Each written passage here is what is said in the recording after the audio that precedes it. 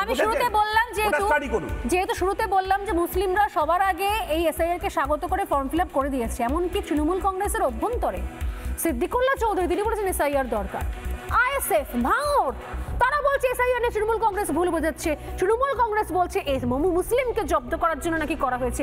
আরে মুসলিমরা করে বসে আছে, মুসলিমরা মুচকি হাসছে, দাঁড়িয়ে হাত বোলাচ্ছে, বলছে আমরা করে দিয়েছি আমাদের কাজ, এবার বাংলাদেশিগুলোকে তারাও। বাংলাদেশিগুলো তাড়ানো হচ্ছে। বাংলাদেশিরা যাওয়ার আগে কি বলে যাচ্ছে, আমরা এখানে ছিলাম, তৃণমূলের কাউন্সিলর আমাদের ভোটার আইডি কার্ড করে দিয়েছিল, একবার নয় জয় তিনবার তারা ভোট দিয়েছে। কত বড় ভয়ঙ্কর প্ল্যান, ষড়যন্ত্র, যারা শুধুমাত্র তৃণমূল কংগ্রেস এবং তাদের ধামাধারি কিছু লোকজন নির্লজ্জের মতো তারা সেগুলোকে আটকানোর চেষ্টা করছিল, আড়াল করার চেষ্টা করছিল। আজ চোখের সামনে চলে এসছে অনুপ্রবেশকারীরা তৃণমূলের হয়ে ভোট দিচ্ছিল। জয় মল্লিক, প্রথম দিন থেকে আমরা যেটা বলে আসছি বারবার, এই অনুপ্রবেশের সময় যে ফেন্সিং বা বড় সিকিউরিটি ফোর্স কি করছে বারবার তৃণমূলই প্রশ্ন করেছে।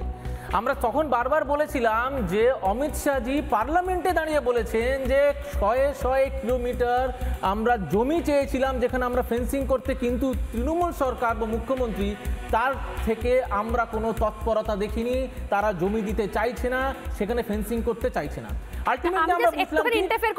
এই ধামাখালির মতো অঞ্চলে আপনারা হয়তো জমি পেলেও ফেন্সিং এর কাজ করতে পারবেন না, কারণ এটা জল জঙ্গলের রাস্তা। এবং সেই জায়গাতেও আমরা বলেছিলাম সেখানে খুব স্পেসিফিক্যালি যে বড় সিকিউরিটি ফোর্স শুধু না, সেখানকার রাজ্য প্রশাসনের একটা বড় ভূমিকা থাকে। কিন্তু উল্টো দিকে আমরা কি দেখলাম, যারা আজকে ক্যামেরার সামনে ধরা পড়ছে তাদেরকে যখন আমরা প্রশ্ন করছি যে আপনি কোথা থেকে এসছেন, কিভাবে এসছেন, তারা বলছে আমি কাঁটাতারের নিচ দিয়ে এসেছি। আপনি কাঁটাতারের নিচ দিয়ে আসলেন, আপনার ডকুমেন্ট কোথায় পেলেন? আমাকে তৃণমূল পঞ্চায়েত আমার অ্যাড্রেস প্রুফ করে দিয়েছে। আপনি আধার কোথায় পেলেন? আমাকে তৃণমূল বিধায়ক আমাকে আধার কার্ড করে, শুনে নিন দাদা, আমি ইনফরমেশন দিচ্ছি, আধার কার্ড করে দিয়েছে, ভোটার কার্ড করে দিয়েছে।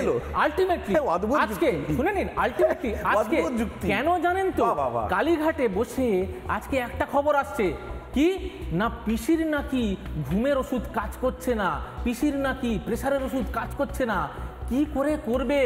যে ভোট ব্যাংকের জন্য উনি ওনার তৃণমূল নেতাদের দিয়ে ফেক ভোটার, ফেক আধার করিয়ে এই ভোট ব্যাংকটাকে নিয়ে এতদিন উনি নির্বাচনের বৈতরণী পার করেছেন, 2026-এর নির্বাচন যে উনি আর পার করতে পারবেন না এইভাবে, সেটা ওনার কাছে স্পষ্ট হয়ে গেছে, তার জন্য ঘুমোচ্ছে না।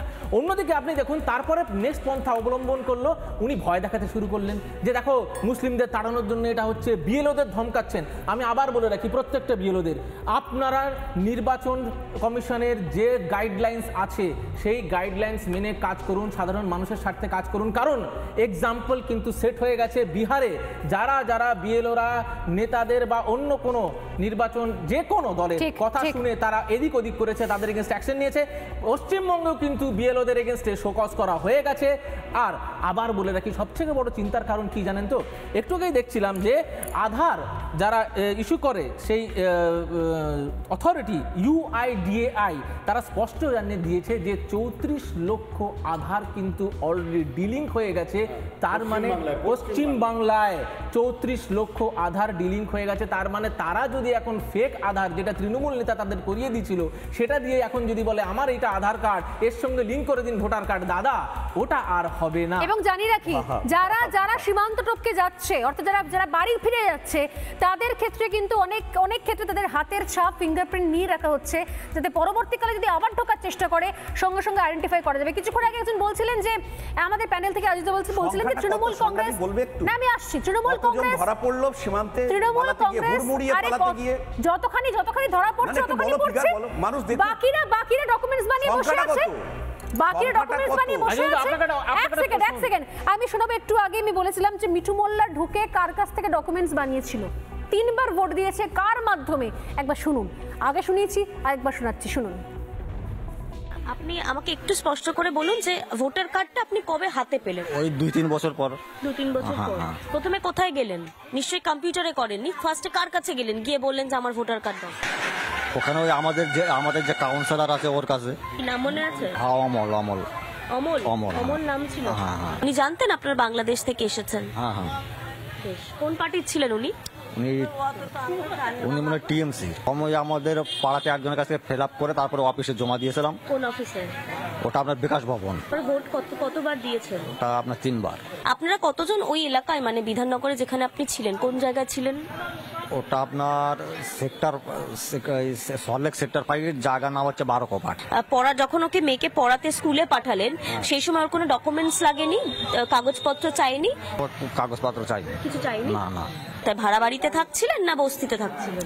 বস্তিতে না, ওখানে ভাড়া দিতে হতো না, ওখানে একটা জায়গায় আমরা বস্তি বেঁধে থাকতাম। মানে ওখানে ওই জায়গা ফেলানো ছিল তো, ওখানে অনেকে ঘর বেঁধেছিল। আরো ওখানে তো আমরা খোঁজ পেয়েছিলাম, আমাদের ওই আরো যারা ওই ছিল মানে যারা ছিল ওদের ওইখানে জায়গা পড়েছিল, সবাই ছিল ওখানে ঘর পর বেঁধে, তাম বললো যে জায়গা পড়ে আছে, ওই জন্য আমরা। নানা ধরনের কন্টেন্ট দেখার জন্য লাইক করুন, শেয়ার করুন আমাদের ফেসবুক পেজ, সাবস্ক্রাইব করুন আমাদের ইউটিউব চ্যানেল। পাশাপাশি অন্যান্য ব্রেকিং নিউজের জন্য অবশ্যই চোখ রাখুন রিপাবলিক বাংলায়।